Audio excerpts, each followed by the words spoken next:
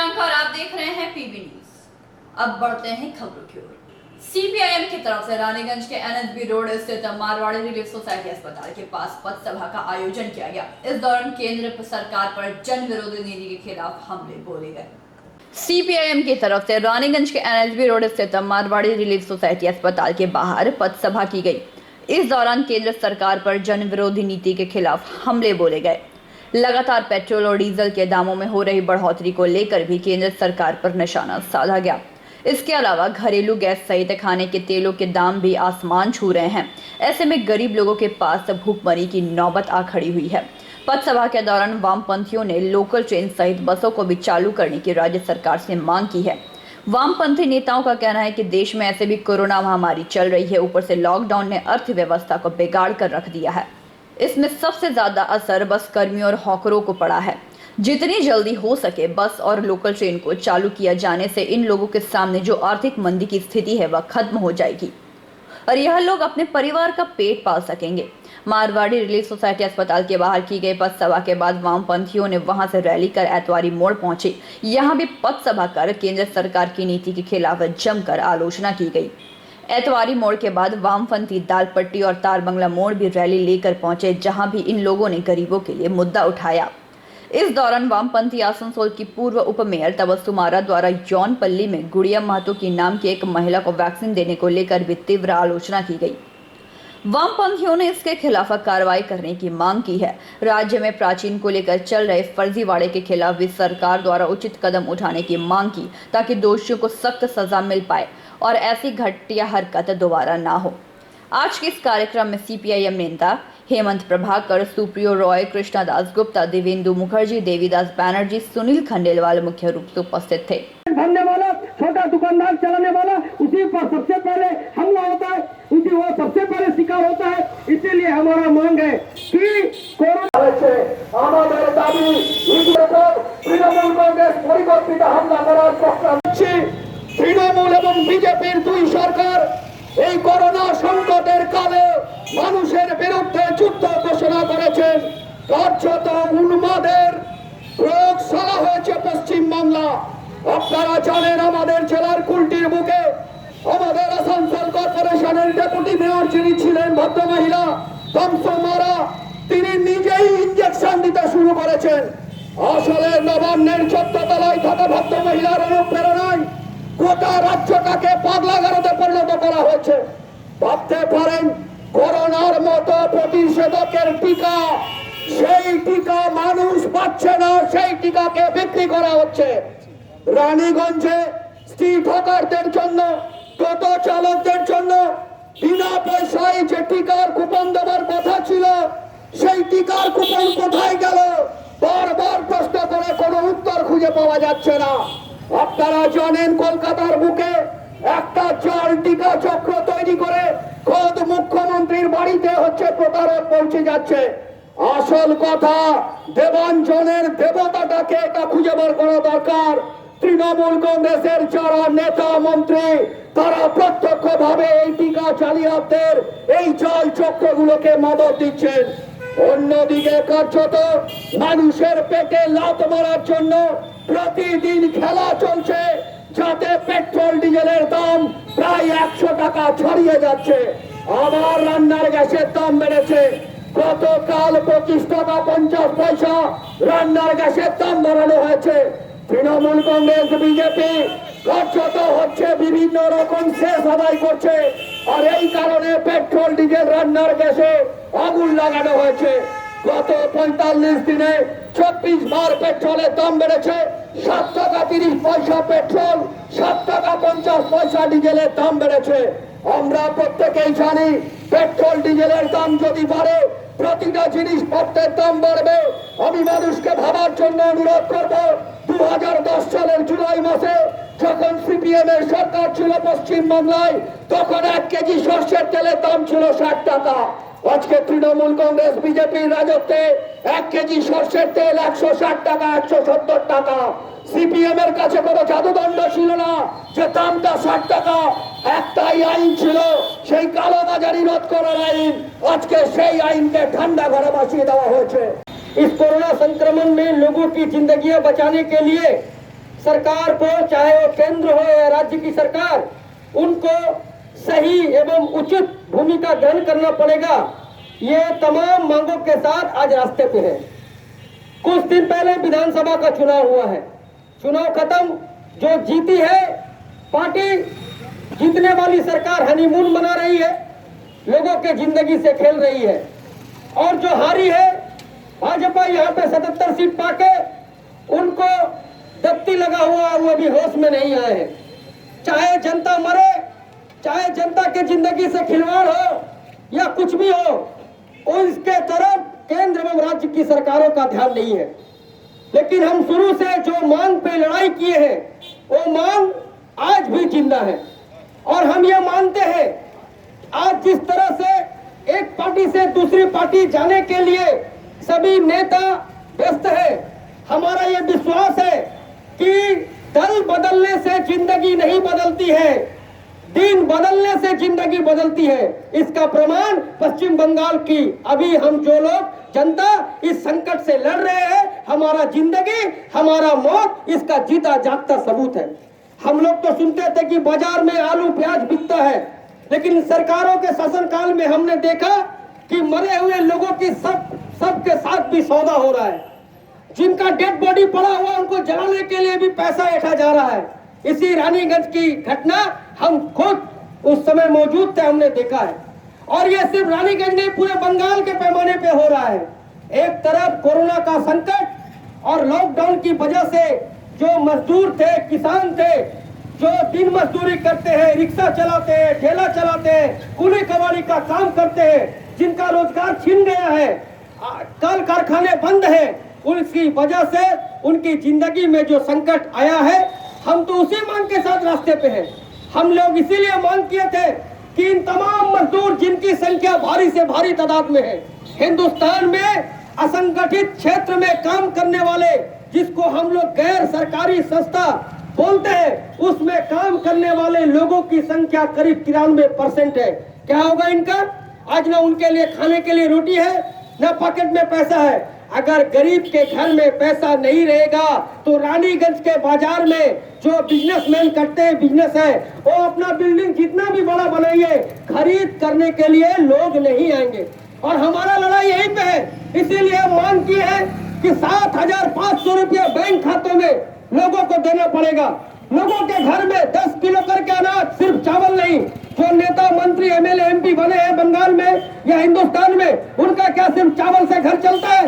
5 kilo 6 kilo जो चावल है, चावल से क्या उनका परिवार चलता है? लेकिन लोगों को ये फालतू समझते हैं। और ये वही लोग हैं जो लाइन में लग के, वोट की लाइन में लग के ममता मोदी पैदा करते हैं, मुख्यमंत्री प्रधानमंत्री बनाते हैं, और वोट जब गुजर जाता है तो चाहे महंगाई हो, चाहे कोरोना की मार हो, चाहे भुखमरी हो, चाहे गरीबी हो, मरता है कौन? वही आम आदमी, वही साधारण। মানুষ মারা নীতি এবং রাজ্য সরকারের যে জনবিরোধী নীতি, তার বিরুদ্ধে লাগাতার আন্দোলন করে আসছে। ইতিমধ্যে দেখেছেন যেভাবে জিনিসপত্রের দাম বাড়ছে। এই করোনার পরিস্থিতিতে যখন লকডাউন চলছে, যখন মানুষের কাজ নেই, আয় নেই, রোজগার নেই, সাধারণ মানুষের সংসার চালানোটা কঠিন হয়ে দাঁড়াচ্ছে, সেই সময় প্রতিদিন জিনিসপত্রের দাম বাড়িয়ে নিত্য প্রয়োজনীয় জিনিসকে কেনার ক্ষমতার বাইরে করে দিচ্ছে সাধারণ মানুষকে। সরকারের দায়িত্ব সাধারণ মানুষকে রক্ষা করা। কেন্দ্রের সরকার এবং রাজ্যের সরকার সম্প্রতি যারা বিধানসভা নির্বাচনে জয়ী হয়ে ক্ষমতাসীন হয়েছেন, তাদের দায়িত্ব ছিল আমাদের রাজ্যের মানুষকে রক্ষা করা, গরিব মানুষকে রক্ষা করা, দেশের মানুষকে রক্ষা করা। কিন্তু আপনারা দেখেছেন যেভাবে একটার পর একটা জিনিসের দাম বাড়ছে। পেট্রোল, ডিজেল, রান্নার গ্যাস, কেরোসিনের দাম কার্যত আকাশ ছোঁয়া হয়েছে। আর তার সঙ্গে চাল, ডাল, তেল, নুন থেকে শুরু করে যাবতীয় জিনিস যা আমরা প্রতিদিন সকাল থেকে রাত পর্যন্ত ব্যবহার করি, এই সমস্ত জিনিসের দাম বেড়ে চলেছে। কি লক্ষ্য করেছি আমরা?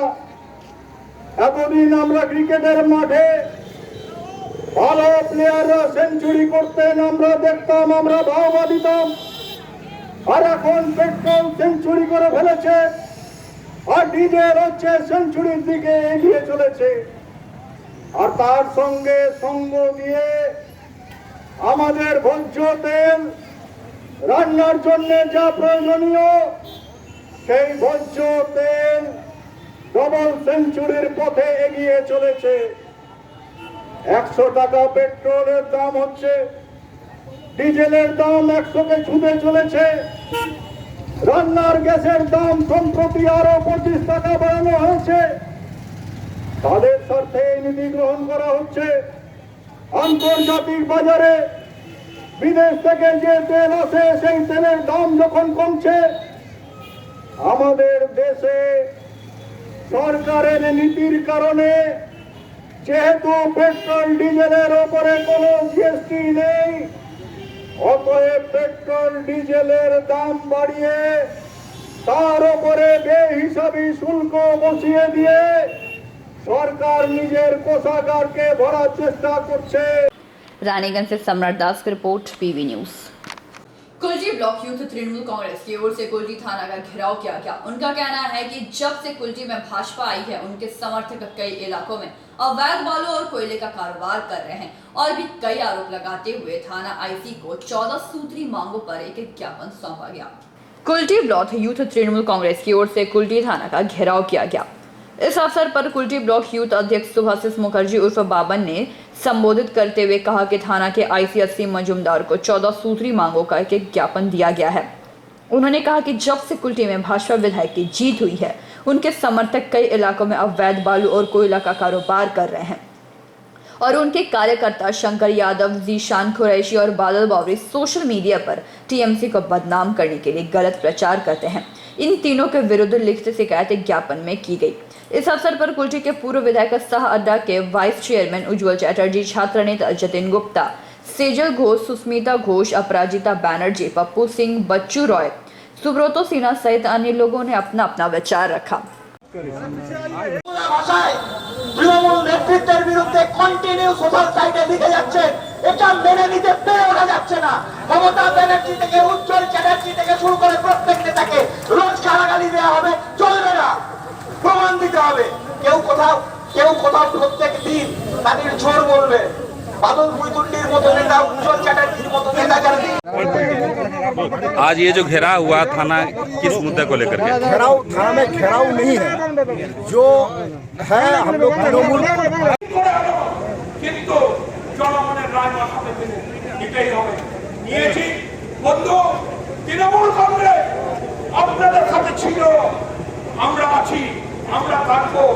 উজ্জ্বল চ্যাটার্জির কাছে রাত 11টা, 12টা, 2টো, 1টা, সকাল সন্ধ্যা যখন দরকার হবে তখন আপনারা যাবেন। একটা কথা মনে রাখবেন, সরকার কিন্তু আমাদের।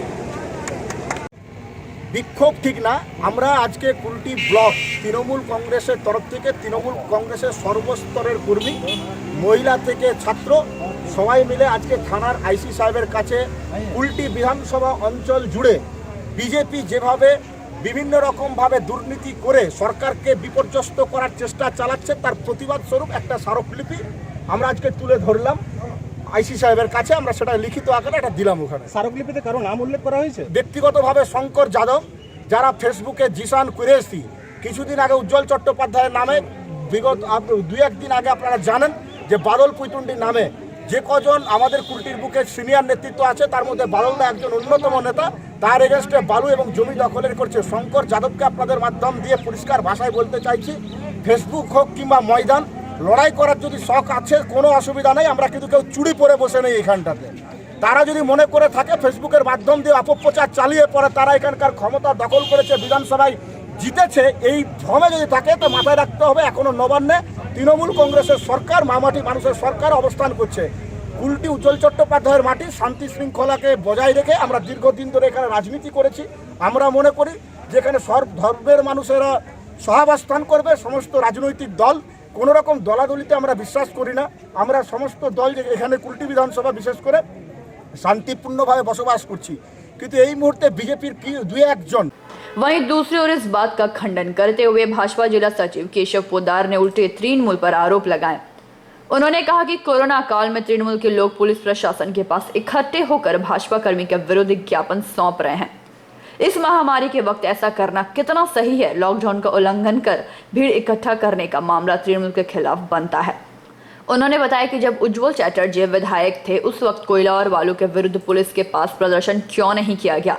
जो लोग कोयला और बालू का खेल खेल रहे हैं वे सभी लोग तृणमूल के लोग हैं और नारदा और सारदा और कोयले में तृणमूल के बड़े बड़े नेता की NIA और CBI की जांच चल रही है। तृणमूल को पहले अपने गिरेबान में झांक कर देखना चाहिए, दूसरों पर उंगली उठाना नहीं चाहिए। कुछ देर पहले तृणमूल कांग्रेस ने पूर्व विधायक के नेतृत्व में एक भारी भरकम भीड़ के साथ डेपुटेशन दिया है। मैं ये प्रशासन के नजर में लाना चाहता हूं कि अभी लॉकडाउन का समय चल रहा है, डिजास्टर मैनेजमेंट का केस बनता है। अगर बीजेपी कहीं डेपुटेशन देता है तो ये बोला जाता है कि लॉकडाउन चल रहा है, तो क्या तृणमूल कांग्रेस की सरकार के लिए लॉकडाउन नहीं है? और पूर्व विधायक साहब का स्टेटमेंट से मैं ये कहना चाहता हूं कि जब बालू और कोयला अपने चरम सीमा में चल रहा था तब आप डेपुटेशन क्यों नहीं दिए? आप विधायक थे उस समय, आपको डेपुटेशन देना चाहिए था, जनता का मैंडेट आपके साथ था। आज बीजेपी का विधायक कुल्टी में जीत जाने के बाद अराजकता फैलाया जा रहा है, ऐसा आपका स्टेटमेंट है। ये हंसी का पात्र है। कुल्टी की जनता ये बात पर हंसेगी और तृणमूल कांग्रेस के जो नेता है ये CBI और NIA जांच में किस तरीके से कोयला स्कैम में फंस रहे हैं ये जनता से छुपा नहीं है और इसका परिणाम जल्द आएगा। धन्यवाद। संतोष मंडल की रिपोर्ट, PB न्यूज। बीते रात यानी शनिवार बराकर फाणी अंतर्गत ward number 69 Begunia Disergarh road स्थित BCCL न्यू क्वार्टर में एक साथ अज्ञात अपराधियों ने 8 घरों का ताला तोड़कर चोरी की घटना को अंजाम दिया। चोरों ने इन सब घरों से लाखों रुपए की चोरी को अंजाम दिया। बीते रात यानी शनिवार बराकर फाणी अंतर्गत वार्ड नंबर 69 स्थित बेगुनिया डीसरगढ़ रोड में BCCL न्यू क्वार्टर में एक साथ अज्ञात चोरों ने लगभग 8 घरों का ताला तोड़कर चोरी की घटना को अंजाम दिया। मिली जानकारी के अनुसार उक्त क्वार्टर के कुछ लोग अपनी ड्यूटी में गए हुए थे तो कुछ लोग शादी में, और चोरों ने घर खाली देखकर मौके का फायदा उठाकर इस चोरी की घटना को अंजाम दिया। घटनास्थल से मिली जानकारी के अनुसार जिन क्वार्टरों में चोरी हुई है उनके नाम है परमिला कोड़ा, क्वार्टर नंबर F45। उसके घर में चोर घुसे तो सही लेकिन कुछ ले जा नहीं पाए। वहीं अगला क्वार्टर है BCCL के पूर्व कर्मी सह श्रमिक नेता JD मिश्रा के बेटे राजू मिश्रा का क्वार्टर, जो कि है E/2, जो पूरी गए हुए थे। उनके मकान का मेन गेट का ताला तोड़कर घर में चोर घुस कर रखे सामान लेकर के पीछे के दरवाजे से चंपत हो गए। वहीं अगला क्वार्टर है बद्री नारायण महतो का क्वार्टर, जो है L/1, जहां से 25,000 रुपए नकदी लेकर के एवं 1 लाख के जेवरात लेकर के चोर फरार हो गए। वहीं अगला क्वार्टर है मोहन पवार का, जिसका नंबर है M/1 एवं अगला रहा दीपक मंडल का क्वार्टर, जिसका नंबर है N/8। अगला क्वार्टर है Z/2। इसके अलावा क्वार्टर नंबर F6 तथा क्वार्टर नंबर C5 से चोरों ने लाखों की चोरी को अंजाम दिया एवं उक्त क्वार्टर में CISF रहते थे। इन सभी के मकानों का ताला तोड़कर चोरों ने लगभग 2 लाख रुपए की चोरी को अंजाम दिया है। घटनास्थल पर पुलिस पहुंचकर घटना की जांच पड़ताल में जुटे। इसके विरुद्ध में स्थानीय लोगों ने सड़क जाम कर दिया। वहीं घटनास्थल पर बराकर पुलिस पहुंचकर जाम को हटाया और लोगों को आश्वासन दिया कि जल्द वे इस मामले की तहकीकात तक पहुंचेंगे और चोरों को गिरफ्तारी करेंगे। संतोष मंडल की रिपोर्ट, PB न्यूज। आगे जाएंगे मगर उससे पहले लेते हैं छोटा सा ब्रेक।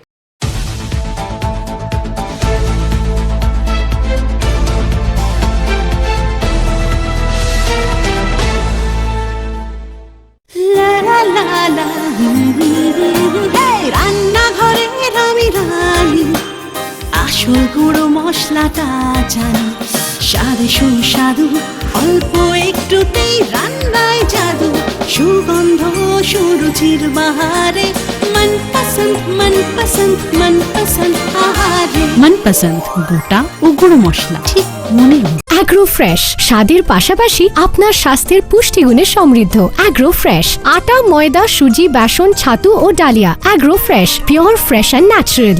आपके बेहतर स्वास्थ्य के लिए global diagnostic and health care inspiring better health. Global लाया है आपके स्वास्थ्य चेकअप पैकेज जहां उचित मूल्य में आपके पूरे शरीर की जांच की जाएगी। हमारे यहां ग्लोबल जनरल हेल्थ चेकअप मात्र 2,799 रुपए में, ग्लोबल कार्डियक हेल्थ चेकअप मात्र 3,799 रुपए में, ग्लोबल फुल बॉडी चेकअप मात्र 3,899 रुपए में, ग्लोबल वेल वुमेन चेकअप मात्र 1,999 रुपए में। We provide super speciality clinic, CT scan, 16 slice, digital X-ray, colour Doppler echo, USG, mammography, ECG, TMT, Holter monitoring, ECG, NCV, pathologic microbiology, histopathology, PFT, uroflowmetry, health checkup packages, pharmacy. Our address: Global Diagnostics and Healthcare, inspiring better health. 101 by NSB Road, Post Siarsol, Raniganj. 713358, District Bardhaman. Phone number 0341244580, 24458181. 24458182. Our email address: globalhealthrng@gmail.com. Our website: www.globaldiagnostics.net.in. यहाँ स्थित दवा दुकान में सभी दवाइयों पर 10% की विशेष छूट। परेशान हैं अपनी रोजमर्रा की बिजी शेड्यूल से?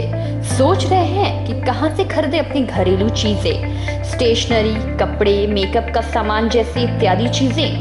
परेशान मत होइए, इजी बाजार लाया है एक ही छत के नीचे सभी चीजें। तो सोचना क्या है, यहाँ पर सभी चीजों पर उचित मूल्य उपलब्ध है एवं सभी चीजों का भरपूर स्टॉक, जिसे आप आसानी से खरीद सकते हैं। इतना ही नहीं, इजी बाजार में होम डिलीवरी की भी सुविधा उपलब्ध है। तो फिर देर किस बात की? हमारा पता है NSB road, opposite Anjana cinema hall. हमारा फोन नंबर है 9775766400।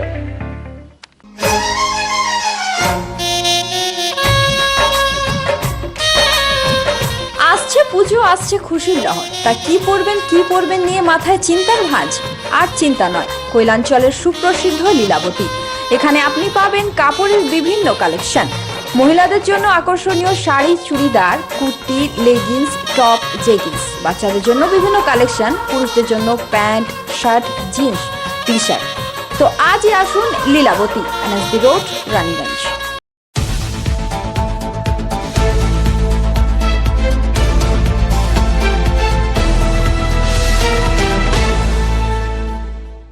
ब्रेक के बाद आप सभी दर्शकों का स्वागत है। केंद्रा एरिया के CL जामवाद कोलियरी में एटक से संबंध कोलियरी मजदूर सभा CL जामवाद शाखा का सम्मेलन आयोजित किया गया। केंद्रा एरिया के CL जामवाद कोलियरी में एटक से संबंध कोलियरी मजदूर सभा CL जामवाद शाखा का सम्मेलन आयोजित किया गया। इस सम्मेलन में मुख्य वक्ता के रूप में पूर्व राज्यसभा सदस्य व CMS के महासचिव RC सिंह, CMS के संगठन सचिव प्रभात राय, CMS के केंद्रीय कमेटी सदस्य गुरुदास चक्रवर्ती, CMS के कोषाध्यक्ष अखिलेश कुमार सिंह आदि प्रमुख रूप से मौजूद रहे। इसके पहले सम्मेलन का उद्घाटन CMS के संगठन सचिव प्रभात राय ने झंडा तोलन कर किया। उसके बाद सम्मेलन का कार्य का शुभारंभ हुआ। सम्मेलन को संबोधित करते हुए RC सिंह ने कहा कि आज देश एक विकट परिस्थिति से गुजर रही है। आने वाले समय में सरकारी कल कारखाने कुछ नहीं रहेंगे। हमारे बच्चों का भविष्य का क्या होगा, सोचने की आवश्यकता है। लगातार कोयला खदानों और सरकारी कल कारखाने धीरे धीरे बंद हो रहे हैं या फिर निजीकरण की ओर धकेला जा रहा है। केंद्र की मोदी सरकार कॉरपोरेट को बढ़ावा दे रही है। निजीकरण करने के लिए सभी रास्ते खोल दिए हैं, इसे रोकना होगा। लेकिन जब तक श्रमिक और श्रमिक संगठन मजबूत नहीं होती, इसे रोक पाना कठिन है। सभा को अखिलेश कुमार सिंह, प्रभात राय और गुरुदास चक्रवर्ती आदि ने संबोधित किया। सभा के बाद CL जामवाद शाखा को चलाने के लिए दो तरह की कमेटी बनाई गई। पहला 11 सदस्यों की पदाधिकारियों की एक कमेटी, जिसका अध्यक्ष अमेरिका हरिजन, उपाध्यक्ष महादेव चौधरी, जबकि सचिव सोमनाथ दे और कोषाध्यक्ष विरनी केवट और रामजन यादव को नियुक्त किया गया। उसके साथ ही 21 सदस्यों की वर्किंग कमेटी बनाई गई। सम्मेलन में अध्यक्षता मंडली में अखिलेश कुमार सिंह और वीरेंद्र भुइयां शामिल थे।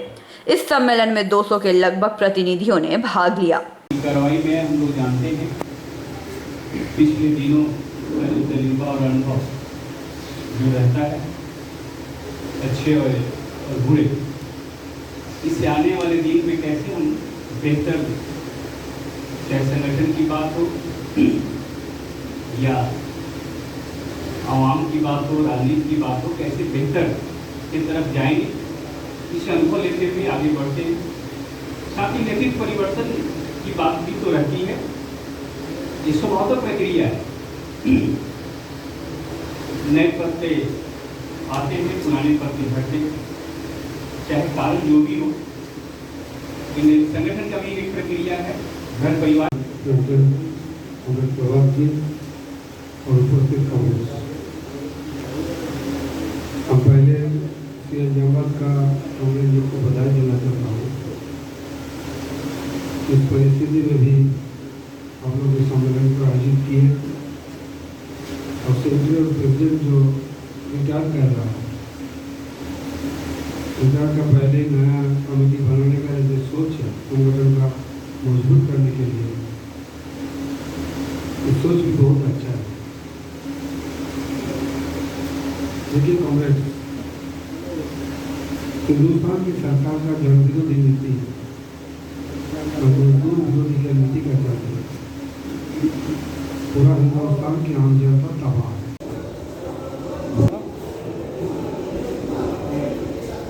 सीएम जमात कॉलेज का वार्षिक सम्मेलन भी हुआ था। आज सीएम जमात कॉलेज का यूनियन का वार्षिक सम्मेलन हुआ है। इसमें हमारे जो पुराने साथी थे, जो विचार कर गए हैं या करने वाले हैं, उनके जगह पर नए साथियों का चयन किया गया है। और इसमें इस बात को गंभीरता से महसूस किया गया है कि अधिकार हमारे छीने जा रहे हैं, कोयला खदान बंद हो रही है, सीधे जाबाती बंद की निश्चित है। और इनको बचाने के लिए नए लोगों को आने का जोश है, जो राय है वो मिल करके आंदोलन कर रहे हैं। सरकार लेबर कोड में परिवर्तन कर दिया, लेबर लॉ में परिवर्तन कर दिया। हमारे अधिकार, लेबर के जो अधिकार थे वो छीना गया है। सरकार हमारा काम का घंटा बढ़ाना चाहती है। हम लोग इसके खिलाफ में आंदोलन की तैयारी कर रहे हैं। और मजदूरों का नया वेतन बनना चाहिए, जिसके लिए कमेटी बनी है। लेकिन IAPC हाई कोर्ट में गया, वहाँ से स्टे आया है और उनका स्टे खारिज होने के बाद ही मजदूरों का नया वेतन समझौता होगा। इसमें उनकी नौकरी पर, उनका रोजी रोटी पर, उनके रहने पर, उनकी पढ़ाई पर, उनका PF पर, ग्रेजुटी पर, उनके पेंशन पर, सारी बातों पर इस कमेटी में विचार है। इसलिए नई कमेटी जितना जल्दी मिशन शुरू करेगी, लोगों को उतना ही लाभ होगा। अन्यथा धीरे करके हमसे छीना जा रहा है। संघर्ष के लिए नई कमेटी बनी है, लेकिन इलाके का सब लोग मिल करके सरकार के खिलाफ में एक मोर्चा को लेकर लड़ाई कर रहे हैं। धन्यवाद। बाकी यूनियन से भी हम लोग और सहयोग का डिमांड कर रहे हैं कि हम लोगों को मदद करो, मजदूरों को रोजी बचाने। इसीलिए आज ये सम्मेलन किया गया। धन्यवाद। अंडाल से मंथन पासवान की रिपोर्ट, PV न्यूज। रविवार को उखड़ा सामुदायिक भवन में दिवंगत मजदूर नेता गणेश राय की स्मृति सभा का आयोजन किया गया। श्रमिक संगठन इंटक की ओर से इस दिन सभा का आयोजन किया गया था। रविवार को उखड़ा सामुदायिक भवन में दिवंगत मजदूर नेता गणेश राय की स्मृति सभा का आयोजन किया गया। श्रमिक संगठन इंटक की ओर से इस दिन स्मारक सभा का आयोजन किया गया था। इंटक के संयुक्त सचिव चंडी बंदोपाध्याय, पूर्व राज्यसभा सदस्य रामचंद्र सिंह, पूर्व वांग विधायक गौरंगो चट्टोपाध्याय, पांडवेश्वर तृणमूल विधायक नरेंद्र चक्रवर्ती और अन्य नेतागण उपस्थित रहे। 21 अप्रैल को गणेश राय का कोरोनरी में हृदय गति रुकने से इलाज के दौरान निधन हो गया। वह श्रम संगठन INTU के संयुक्त सचिव थे। स्मृति सभा में उपस्थित वक्ताओं ने श्रमिक आंदोलन में गणेश राय के योगदानों को याद किया।